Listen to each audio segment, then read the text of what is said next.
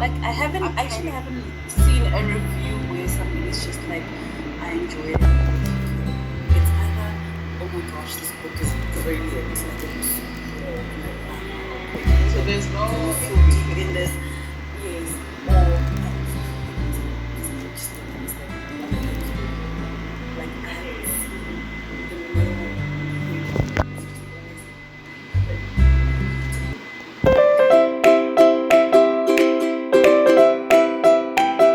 Well, now that I have my nails done, looking spiffy, I'm going to get a salad together. Continue with the self-care. And this is the bomb.com right here. You got to get that Kraft Ranch. Nothing beats it. I even got myself some flowers. Isn't that pretty? Okay, I had to come on in here. You know how people are always saying you need to wash your lettuce? This is a prime example. This lettuce is absolutely filthy. I have never had a lettuce this dirty before in my life. That's a prime example, y'all. Wash your lettuce before you eat it.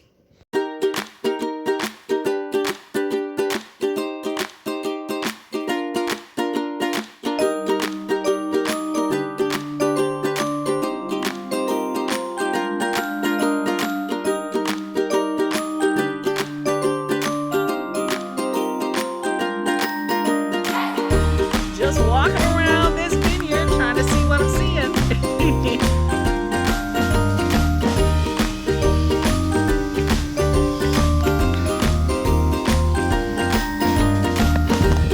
Hey, chickens.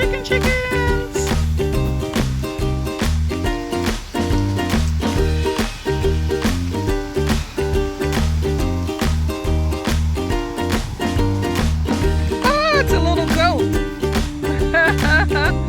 Hey, babies.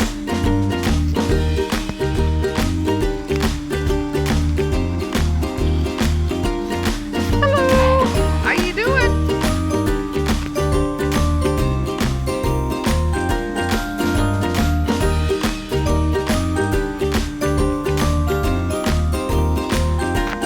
That's a lot of grapes for wines, but I'm not going that far.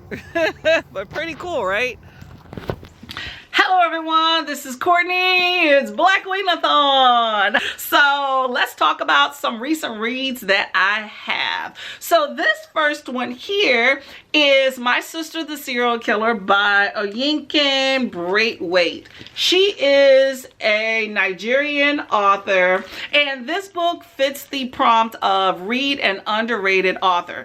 Now I picked this book up because I have several sisters and I wanted to see kind of where do we fit in the mists of the serial killer thing. And I will say that I am not as ride or die as this girl is in this book. My sisters killed somebody. Please do not call me. I am not covering for you, okay? Get your life.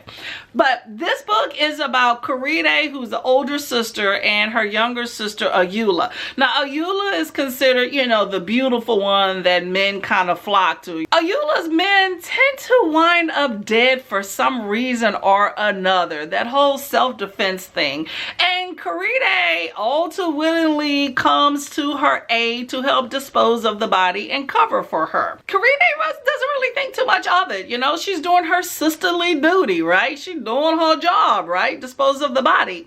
However, Ayula then sets her little eyes on Korede's crush. And that's when Korede starts to maybe second guess what's going on with her sister. Now, I thought that this little bitty book was really fun. I think it had tons of funny parts. Ayula is just aloof, that's for sure.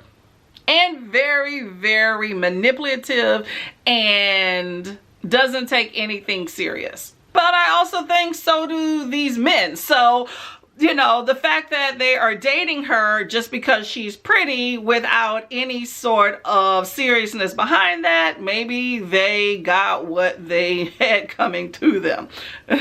But this book explores corrupt cops. It explores the idea of standards of beauty. It definitely shows that beauty gives you grace in society. And if you're lacking it, that you do have a tougher time and that people don't value you and your opinion as much, which is unfortunate. I also think that when it comes to a girl's relationship with her father, this book definitely shows that that is one of the most important formative relationships that you have in life. And when that is lacking or when it is toxic, it can definitely affect you. But good book. I loved it a lot. And the next book that I read is The Undead Truth of Us by Britney S. Lewis. Let's see. There's that lady right there. And this book has been all over BookTube for quite a while, so I wanted to get into it.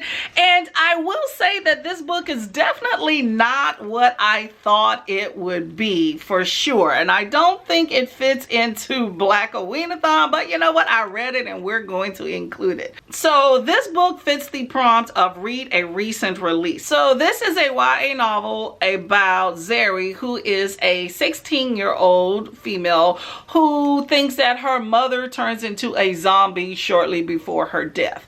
And after her mother's death, she starts seeing zombies and some people around her, and she's a bit freaked out and wondering what's going on.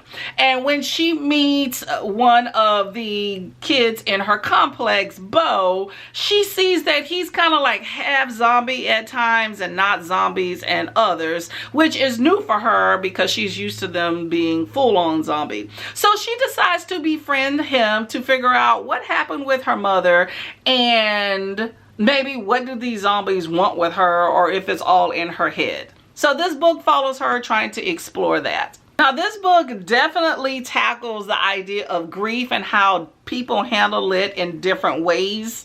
I did feel sorry for her because she lost her mother and then she moved in with her aunt, but she was still grieving her mother, and I don't think that they grieved together, which I think would have helped her out a lot. I thought that when she met Bo, that he was, you know, he had some player vibes going on, telling her she was beautiful and that she had Lisa Bonet bohemian vibes. Now, it really pissed me off that she didn't even know who that was, but you know what? I get it. You know what? She's a younger generation, but, you know, if he would have mentioned Jason Mimosa, I think that she would have been like, oh, I know her. I did like that Djeli was very much a child in this book and not acting overgrown. It was really funny though, because when her aunt told her that she needed to get a job because, you know, money was running low, she was like, I don't really want a job unless it's a job that I want for myself or to pay for fun stuff like dance.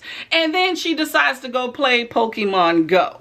So that is definitely a childish behavior. I like that it talked about West Coast swing. I actually looked it up on YouTube and it looks pretty fun. A lot of flair and exercise. So that was cool. And also the way that she handled her unresolved daddy issues when she confronted him. On point, girl. I really enjoyed that. I think most of us would like to do that as well.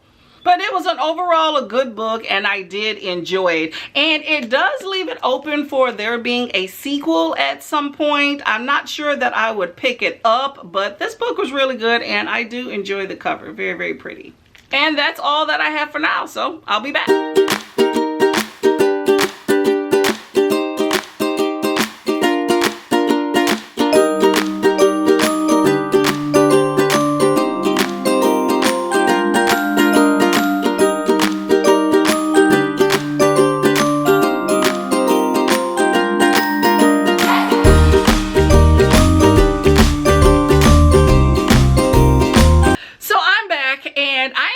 Discuss a very interesting book that I read.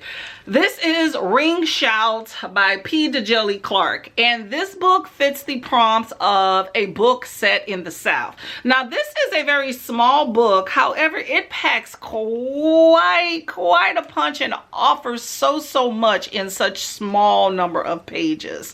And I read this book, but I also used an audiobook for some of it from Any Play.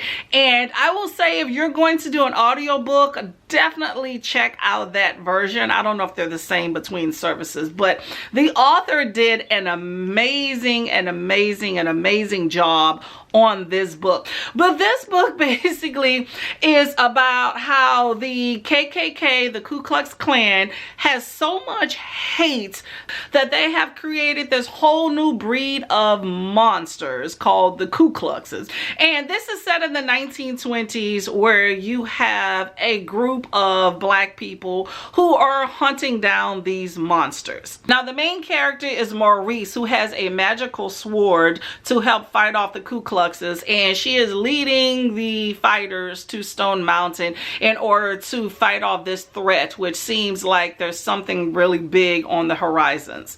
Now, I thought that this book was very powerful. It talks a lot about suffering of blacks. It talks about hate and how hate makes monsters of even the best people and even worse of the worst people. There's a lot of African folklore and myths inside of it. It talks a lot about Birth of the Nation, which I actually looked up. It came out around 1915, and it is a very racially charged depicted movie where you actually have a lot of black people played by white people.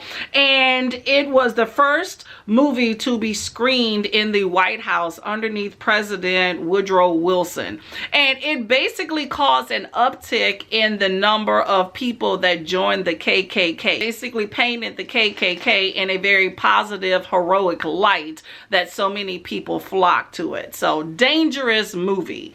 But this is a very interesting historical horror sci-fi book that just kind of made me feel some type of way, I will say. And I also will say that the food described in this book is just so mouth-watering that I can almost taste it. But overall, a very good book, and I really did enjoy this book. I am so glad that I picked it up. And that is all the books that I have for this particular vlog. So I'll see you in my next video. So please like, subscribe, and comment. And Blackoweenathon, we are here. Well, I finally got my pizza. I got Maud. I waited about an hour. Man, staff shortages are real.